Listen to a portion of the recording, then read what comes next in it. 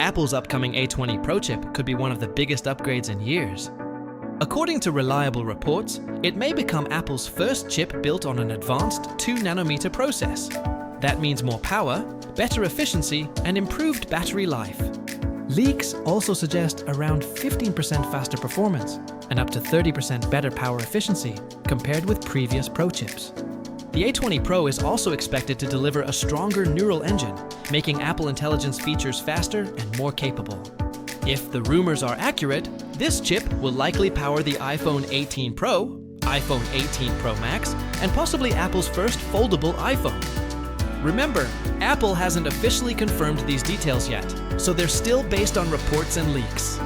If you enjoyed this quick update, subscribe to Next Gen Gadget Hub for more tech news, gadget leaks, and simple technology updates.